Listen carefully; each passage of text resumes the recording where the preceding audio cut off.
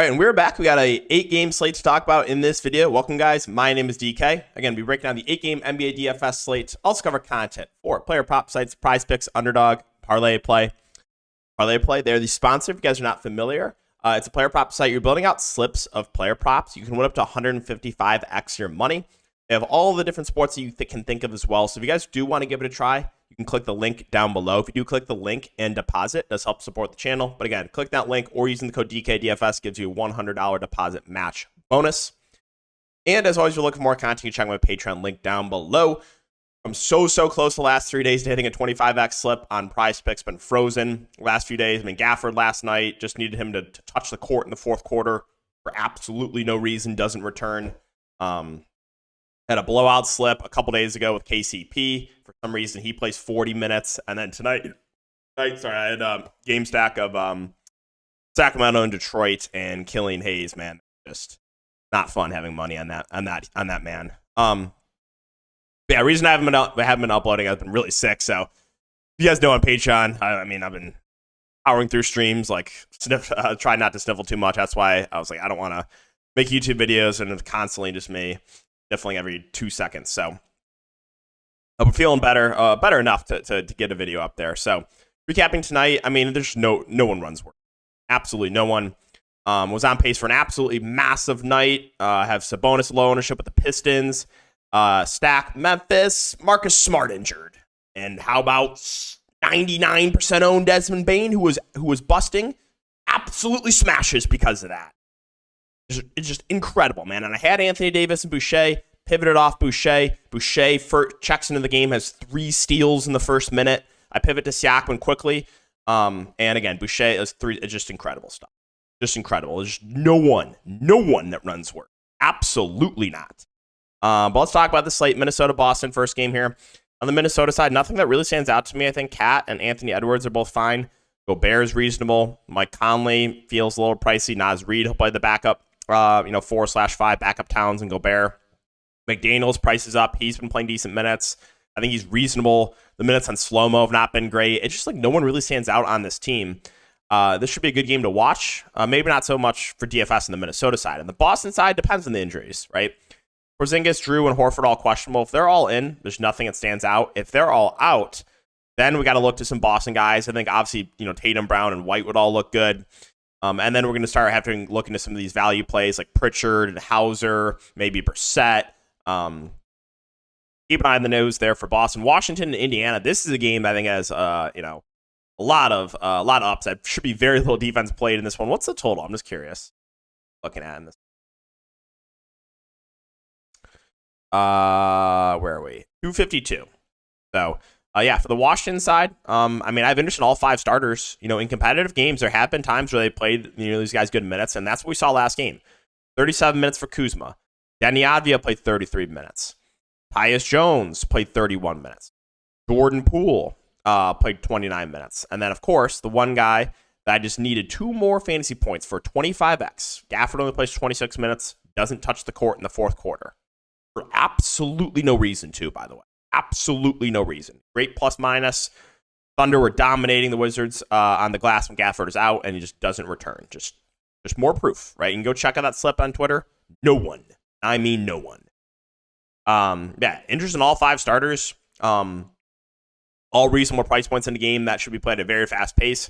Bilal Coulibaly at 4.6. Minutes have been a little bit up and down on him, but I think on average we're probably seeing, mid to high 20s minutes from him. We want to consider value plays. I think Kispert's playable. His minutes have ticked down. I think DeLon Wright is playable at 3.8. Gallinari at 4K. He's basically been out of the rotation, so can't go there. Talk about Indiana. Again, Tyrese Halliburton out. He's out for a few weeks. So you should get TJ McConnell starting. Also, Andrew Nembhard will play more. I guess they could start Nembhard at the point too, but McConnell and Nembhard will split the point guard position.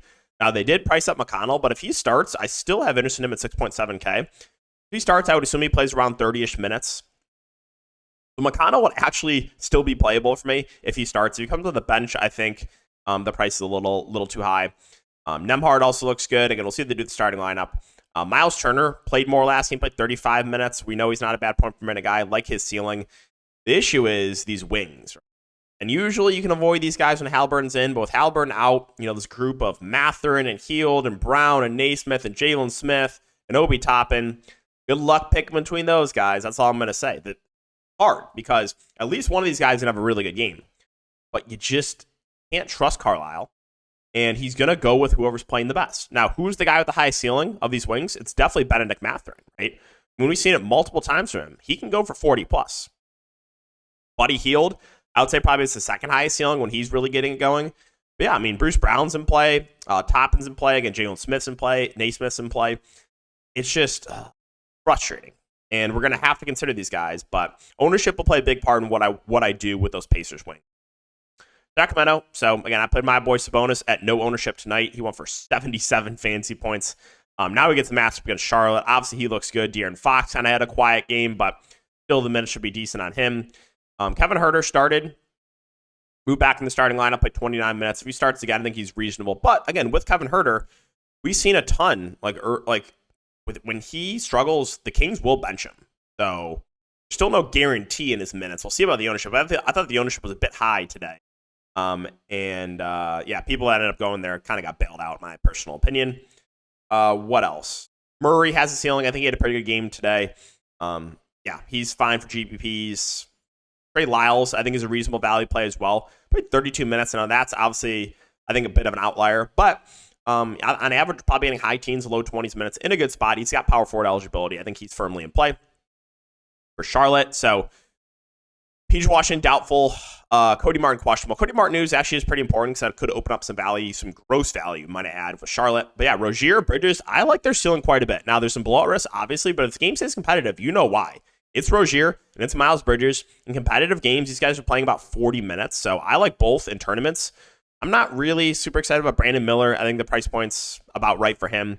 Nick Richards, I do have interest in. Played 38 minutes again in overtime. But his minutes have ticked up. Again, there's no PJ Washington most likely out and no Mark Williams. So you got whatever a Nathan Mensah is just playing backup big.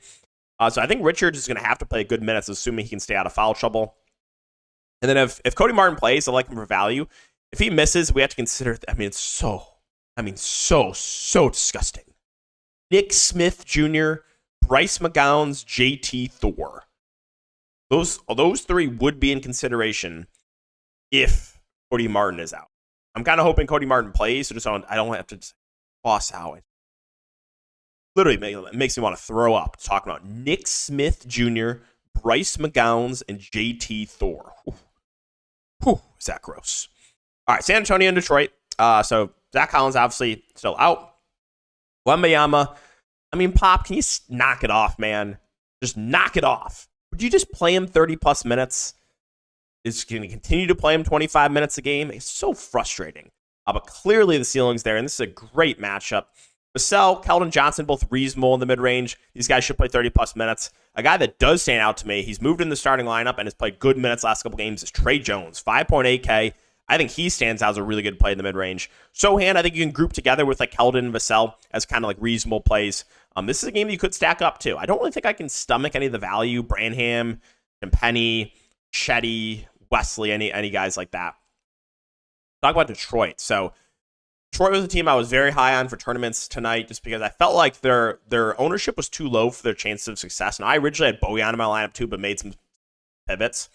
I was really high on Ivy. He was my favorite Piston in GPPs. But it was just that Ivy, Bojan, and Duran were all 5 to 10% owned. And I was like, their ownership is too low for their chance of success in a high total game against Sacramento. And again, we know the Pistons have been running a very tight rotation of late. So that was the reason I stacked up the Pistons. I thought all their lines were a bit too low, and that's the reason I was high on them for DFS as well. I like them again here. Duran, the faders got bailed out tonight. He was on pace to absolutely break the slate. Ran a massive foul trouble. Duran, Ivy, Bogdanovich, Hayes, I think all look good. The price points have come up a little bit, but the price point actually I think went down on Bojan. Wasn't he? What was his price? I feel like he was 6.8K tonight. Now he's 6.6. But yeah, I like all the main Pistons. Killian Hayes, obviously, is just insanely frustrating roster. He only shot 4 times. But you still got to consider him. He's going to be low owned because he was chalk tonight and he was kind of a bust and his price went up. But I still think he's in play if he's going to play 30-plus minutes. Alec Burks is 5'7". The minutes did not go up on him, but he'll still be productive when he's on the court. Isaiah Livers, 4.2, only played 15 minutes. What happened there? I don't know what happened. Did he get injured? I don't think he did. I don't really know if I can stomach like Kevin Knox. I mean, the minutes have been pretty bad in Asur Thompson. Marcus Sasser, 3.9. He got some ownership. I think he's reasonable, actually. And then Wiseman, he'll back up Duren. He had a subpar game, but if Duren gets foul trouble again, Wiseman would benefit. All right, Philly and Atlanta. No Embiid, no Covington. Melton news is pretty important. If Melton's out, it's going to solidify minutes for guys like Oubre and some of these wings like Batum and Marcus Morris. If Melton's in, those guys do become a bit riskier. But the top end guys, I mean, Harris, Maxey, and Tobias Harris, I think both look really good here. Great matchup. We know Maxey's going to play like 40 minutes. Tobias Harris should play mid-30s minutes. Those two look really good. Melton, if he plays, I think is reasonable. If he misses, then that makes guys like Oubre and Batum and Marcus Morris look a lot better. Paul Reed should start at the 5. I like him. Bamba will back him up. I prefer Reed to Bamba, but both in play. Again, Morris played 28 minutes last game, so there's a lot to like here from Philly. Pat Beverly's in play at 4K. He had a huge game in 34 minutes last time out, so there's a good amount to like here for Philly if Melton's out. If Melton's in, again, it makes some of these secondary plays a bit riskier.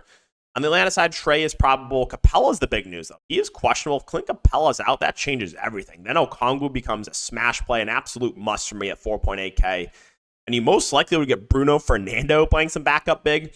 He would be an okay punt play. You could also get Jalen Johnson playing some backup 5 just because Philly without Embiid, like I don't think they absolutely need a true big out there at all times. So Johnson could look a little bit better as well. As far as the top end guys, I mean, sub 10K for Trae Young is always appealing for tournaments. DeJounte Murray feels a bit too cheap here at 7.4. So price points are decent in those guys. Again, we mentioned Jalen Johnson. No real strong take. No real. Sorry. Trying to get through a video without coughing or sneezing. But Bogdanovic and Bey are both kind of reasonable plays for me, and then that's about it.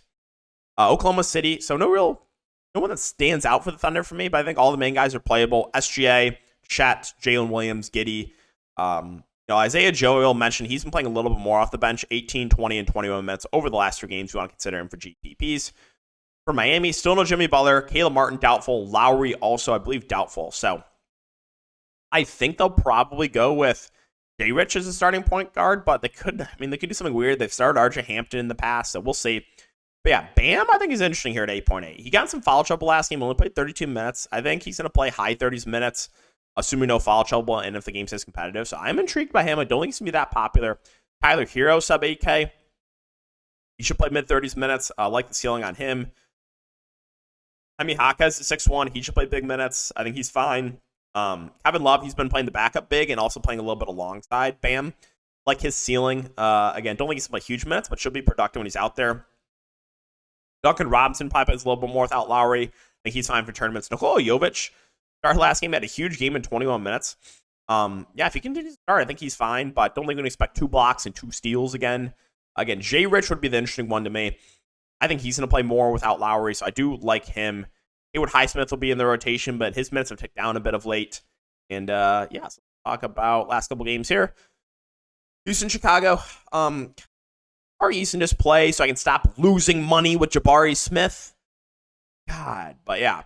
My boy Şengün, 8.2K. Really like the upside in him. Van Fleet, sub 8K. He's going to play huge minutes. Those two look good. Jabari Smith, I mean, he should play big minutes without Tari Eason. He's just been so up and down, but the price point is dropping on him. Jalen Green, 6.2K, should see around 30 minutes. He's fine for GPPs. Jae'Sean Tate continues to play big minutes. We probably see high 20s to low 30s minutes. I think he's a reasonable value. And then you have this group like Amen Thompson, Whitmore, Green, Aaron Holiday, all playable. But I think Aaron Holiday is surprisingly the guy I like the best because he's been playing the most. 19, 21, and 23 minutes over the last 3 games. Almost mid-price. Not something I feel great about, but yeah, I think you got to have some consideration for Aaron Holiday. For Chicago, I mean, the price points are down on these guys, but again, basically fully healthy. Levine should be available. Caruso, probable. I want to keep an eye on the news for Vooch and Levine. They've been on limits recently, but I think the main guys are playable. DeRozan, Vooch, Levine. Kobe White's continue to play well even with everyone back. He's also playing huge minutes. I think you got to still have consideration for Kobe White. Drummond, I mean, the center rotation is kind of weird right now. We'll see how they do the starting lineup. Drummond continues to start. You can play him, but I don't feel great about it. So the Chicago team's kind of weird. Like, I don't really know what to do with them. Let's finish up here in New Orleans and Golden State. The big news, obviously, is Zion. If Zion's in, nothing really stands out for me for New Orleans. If Zion's out, that's where things change. That's where CJ and Ingram look better. You're going to get more run for guys like Trey Murphy, Herb Jones. Najee Marshall should play a little bit more. So everyone looks better if Zion Williamson's out. Center position's basically been a split with JV and Nance. And Nance is a lot cheaper. So I think he is the better point per hour play than JV. Yeah. Wings, Murphy, Jones. I'm not going to get to them if Zion's in. If Zion's out, they both look better. And finally, Golden State. So no Chris Paul, no Draymond Green. You got Steph at 9-2 is always playable here for GPPs. Play at 6.3K is reasonable. Does have nice eligibility. Podziemski should play around 30 minutes.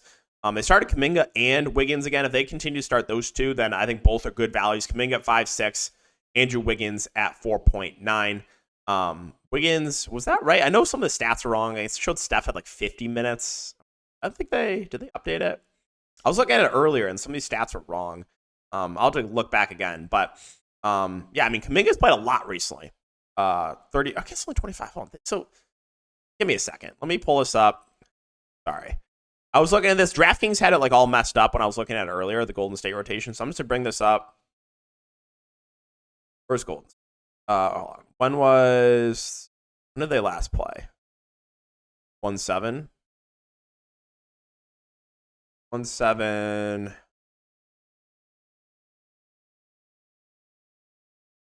Okay. This game blow out? What was the final in that?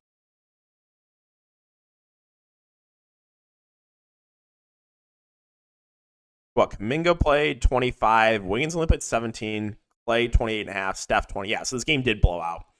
Jerome Robinson. Okay. But don't put too much emphasis on that. But yeah, I mean, if they start Kuminga and Wiggins again, I think both look good in the wings. And then the big rotation is just like kind of a mess. Jackson Davis, Sarge, Looney. They're going to go with the hot hand. I think it was Looney that had a good game last game. Yeah, he had a decent game in 17 minutes. Sarge had some good games. We've seen some good Jackson Davis games. It's hard because Steve Kerr's going to go with the hot hand. Yeah, guys, that's going to wrap it up for the video. As always, if you do enjoy, make sure to like, subscribe, hit the notification bell. Try to get a video up for PrizePicks as well.